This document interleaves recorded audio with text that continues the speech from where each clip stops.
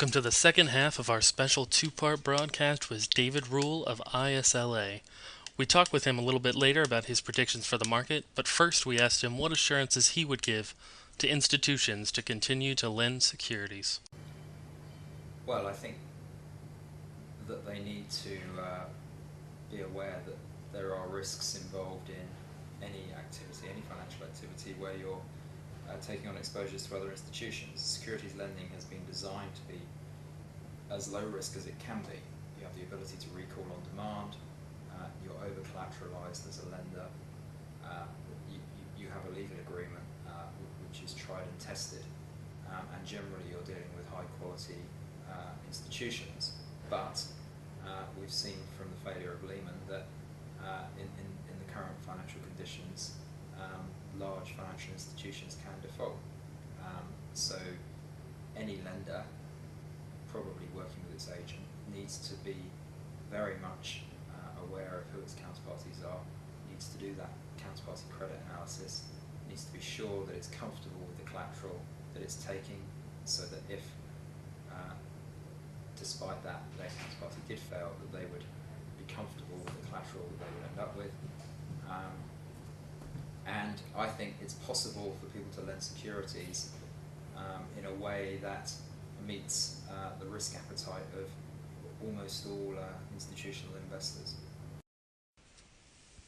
Does this mean the securities lending market will be smaller as well? Yes, I think it does. I think certainly in equities, the securities lending industry will be smaller, but on the other hand, margins will probably be wider. Bonds, I suspect, may be a bit different in the sense that the interbank markets, to the extent that they exist, will be secured. Banks will need to secure more of their financing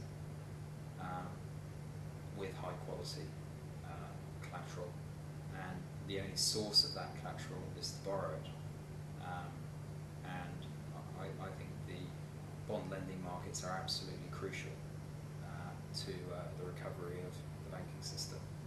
And I very much hope that any move against short selling or worse, securities lending does no damage to the ability of the bond lending markets to provide that vital liquidity to the banking sector.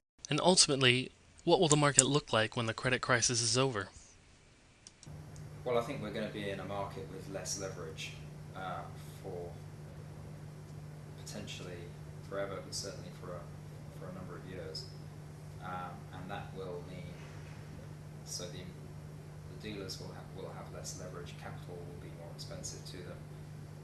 It will be more expensive, I suspect, for them to borrow securities, and they will pass those constraints on to their customers, the hedge funds. So I think hedge funds will certainly find it less easy to obtain leverage. Therefore, the marginal trade that has been done will not get done, and I suspect the marginal hedge fund may no longer be viable. But I think that mirrors a kind of trend in the hedge fund sector anyway, towards with more money going to the more established funds, and maybe the smaller startup funds finding life much tougher. So I think, I think it's almost certain that we will end up with a smaller hedge fund industry going forwards, or at least maybe a less leveraged hedge fund industry going forwards. That was the end of our special two-part broadcast with David Rule, the Executive Director of the International Securities Lending Association. Be sure to check www.globalcustodian.com for the latest news on securities lending and financing. For Global Custodian, I'm Justin Thompson, reporting from London.